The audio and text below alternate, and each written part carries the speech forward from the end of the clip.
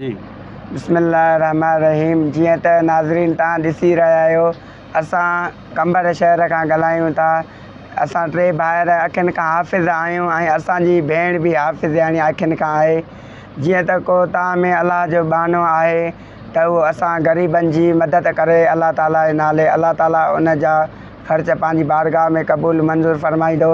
जीअं त अहसनुल कलाम क़ुर पाक आहे जेको पंहिंजी मदद तां हाफ़िज़नि खे पढ़ाए सघे थो। जेकॾहिं उहो बि कोई असांखे वठी ॾिए त उन जी वॾी महिरबानी थींदी। अलाह हाफ़िज़। आ जेॾो तुंहिंजो नाव बाज बि ओॼाई मंगा रिय थंभे रिय थोणीअ तूं छपर तूं छांव उॼाड़ो कांव मालूम तोखे सबा। बिस्मिल्लाहिर्रहमानिर्रहीम। मज़लूम मुंहिंजो सॼो अज़हर गोपांग। दोस्तो जीअं त अॼु आउं मौजूदु आहियां कंबर शहर में हुसैनिया माला में मौजूदु आहियां। सो इन्हनि मिसकिननि जे घर में मौजूदु आहियां जेके ही टे भाइर नाबीना आहिनि ऐं चौथी हिननि जी अधी आहे उहा बि नाबीना आहे।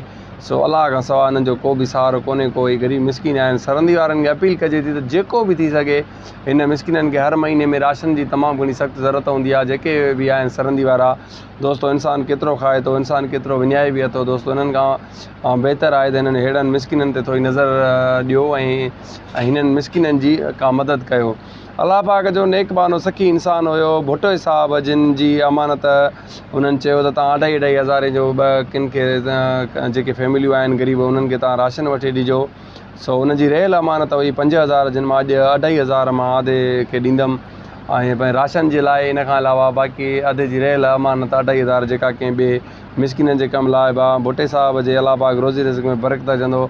जंहिं वटि एहसासनि जा दरिया आहिनि हर वक़्तु उन ग़रीबनि जी मदद कई। अलाह पाक उन्हनि खे आबाद कंदो। ऐं ॿियो दोस्त हो असांजो तमामु, उहो बि तमामु सुठो दोस्त आहे असांजो कंबर खां, जंहिं उन्हनि बि हर वक़्तु ग़रीबनि जी सार संभाल लधी आहे। मुंगेरी साहब उन्हनि 1000 रुपयो ॾिनो वधे जे लाइ। सो ही 3,500 आहिनि जेके मां ही भाऊ खे ॾींदुमि। वधाई वठिजो बाबा। बिस्मिल्लाह। 1 ही 2 ऐं ही 3 ऐं ही 500। सो अलाह पाक मुंगेरी साहब ऐं अलाह पाक भुट्टे साहब जे रोज़ी रिज़्क़ में बरकत विझंदो। अलाह पाक उन्हनि खे पंहिंजे हर मक़सद में कामयाबु कंदो जंहिं हिन मिसकिननि मथां महिरबानी कई आहे। साईं घणा आहिनि बाबा?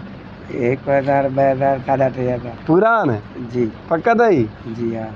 चलो अल्हम्दुलिल्लाह। दोस्तो जेतिरो थी सघे ग़रीबनि मिसकिननि जी मदद कयो। ही तमामु हिकिड़ा मिसकिन ग़रीब आहिनि। जेको बि दोस्तो थी सघे हिननि मिसकिननि जी वधि में वधि मदद कंदा।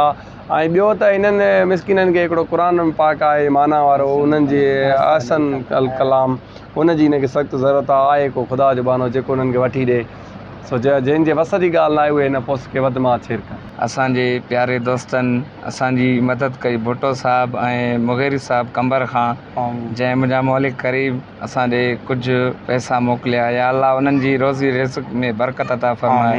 तमामु आल इस्लाम खे मुंहिंजा मौला हिक ॿिए जी मदद करण जी तौफ़ीक़ अता फ़रमाए। मुंहिंजा मालिक करीम असां गुनहगार आहियूं, बेकार आहियूं। हे तुंहिंजा एहसान आहिनि, तुंहिंजे पाक हबीब जा एहसान आहिनि मुंहिंजा साईं। हिननि ग़रीबनि जी पारत थई या अल्लाह, जंहिं असांजी मदद कई तूं बि उन्हनि जी मदद कर मुंहिंजा मौला।